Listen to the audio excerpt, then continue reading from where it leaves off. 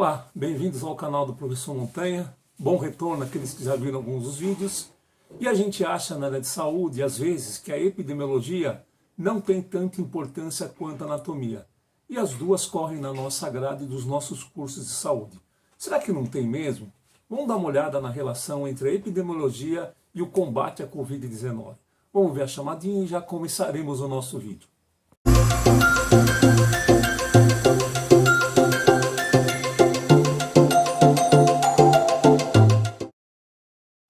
Professor Montanha aqui na área com vocês, né?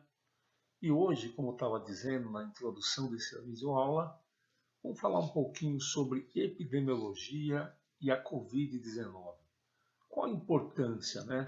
Como eu estava dizendo, a gente que é da área de saúde, a gente tem aquela má vontade com epidemiologia, com saúde pública, com estatística, bioestatística, e vejam hoje em dia, né? O exemplo que foi a importância de conceitos básicos de epidemiologia para que nós pudéssemos, para que o governo pudesse, né, distribuir de maneira adequada os recursos adequados para o combate dessa pandemia. Então, nesta videoaula, inicialmente eu vou dar a vocês alguns conceitos básicos de epidemiologia, conceitos esses que sempre caem na prova, viu? Diferenciar um do outro, caracterizar se é isso, se é aquilo. Então vamos dar uma olhada nesses conceitos básicos e ao final desse momento, dessa videoaula, vamos esclarecer para vocês a grande importância que tem a epidemiologia na vida do ser humano frente a uma determinada doença. Então vamos a alguns conceitos iniciais. Vamos conversar um pouquinho agora sobre surto epidêmico. Eu vou dar os conceitos epidemiológicos numa ordem crescente da situação. Então, vamos começar com um surto epidêmico, depois eu falo o que é uma epidemia, uma endemia e depois uma pandemia. Vou dar um exemplo bem clássico. Assim. Vamos pegar uma cidade de um determinado estado aqui do nosso país. Cidade de São Paulo. Na cidade de São Paulo nós temos, né, a Zona Norte, a Zona Sul, a Zona Leste e a Zona Oeste. E em cada uma dessas zonas nós temos diferentes bairros. Vou pegar aqui a Zona Norte que eu conheço. Vamos supor que determinado grupo de pessoas, o bairro, por exemplo, do Tucuruvi, que é aqui na Zona Norte, desenvolveu uma certa doença. Se a doença ficou restrita ao bairro do Tucuruvi, é um surto epidêmico. Ou seja, né, é uma região pequena, bem definida, veja, pequena frente ao que eu estou usando, que é a cidade de São Paulo. Se eu estiver usando, por exemplo, o Brasil, e tiver um surto epidêmico na cidade inteira de São Paulo, aí é um surto epidêmico na cidade de São Paulo. Se várias cidades de São Paulo forem atingidas, não vai mais ser um surto, vai ser uma epidemia. Se vários estados do Brasil forem atingidos por essa epidemia, não será mais uma epidemia, será uma endemia. E pandemia seria que, se todo o Brasil e países, né, de todos os continentes fossem atingidos por um surto, né, pela incidência de uma determinada patologia, de uma determinada doença.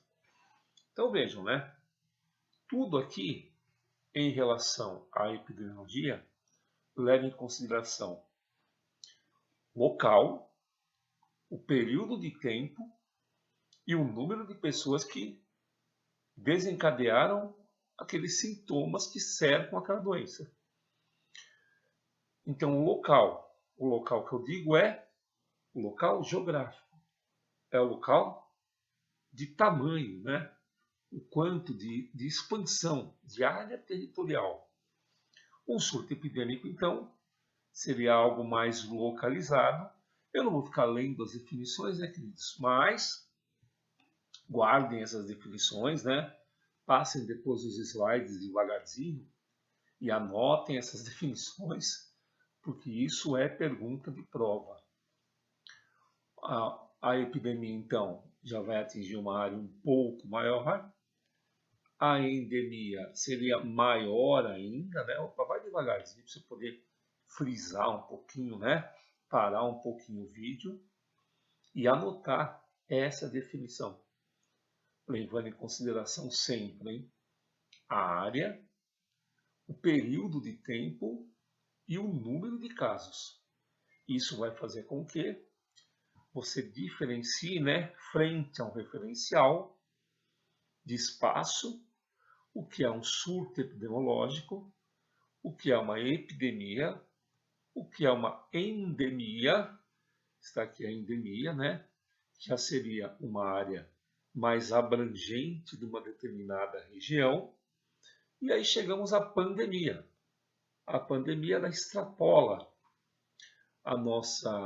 os nossos limites fronteiriços de um país, e ela é considerada hoje em dia pela Organização Mundial de Saúde uma pandemia quando existem casos, numa certa quantidade, né, em todos os continentes. Além dessas 4 definições que nós vimos, também é importante saber o que é incidência de uma determinada doença e o que é prevalência de uma determinada doença. Incidência tem essa conceituação, né, que é a quantidade em um local e um período determinado do número de casos novos da doença que iniciaram-se nesse local e nesse período. Já a prevalência, já ela é considerada, né, como o número total de casos de uma doença existente num determinado local e período. Estes dados, incidência, prevalência, surto epidemiológico, epidemia, endemia e pandemia, eles são muito importantes na hora que, no momento que um determinado governo ele quer fazer com que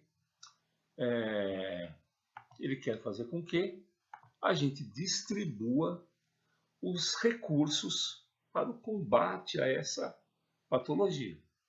Imaginem agora com o Covid-19, né?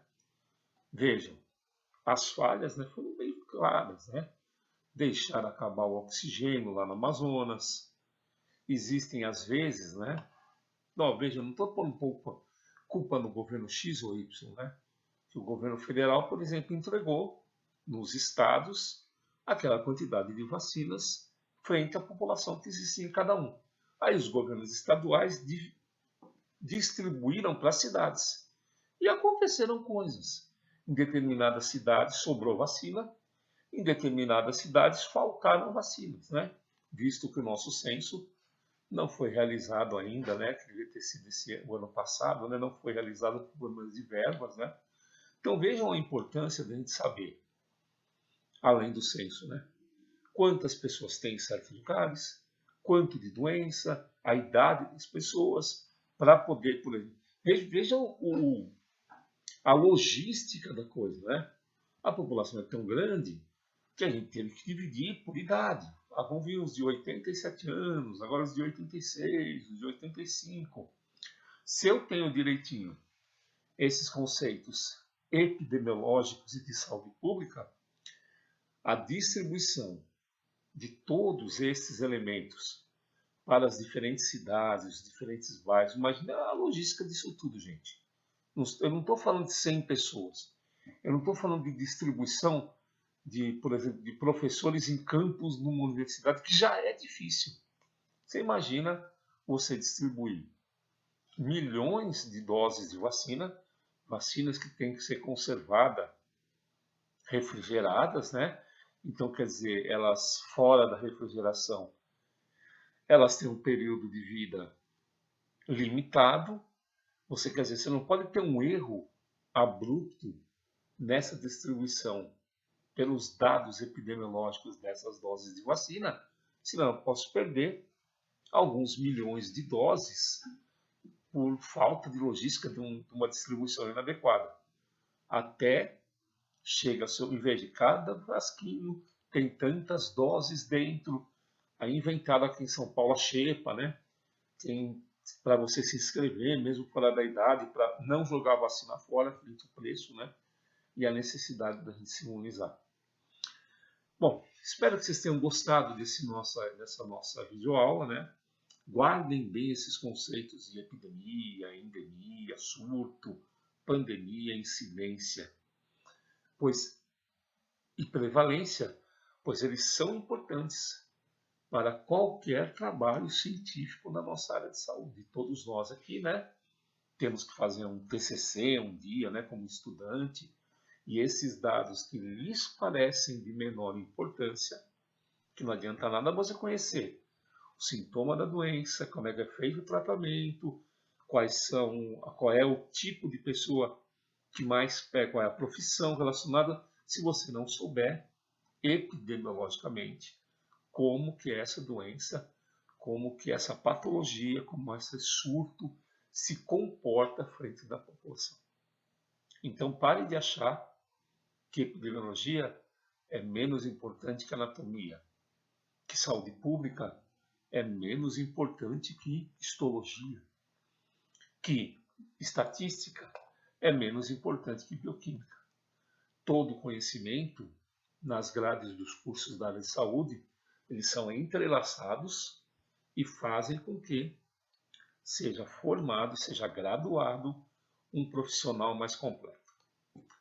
Nesse momento encerro essa nossa videoaula e até um próximo momento, né?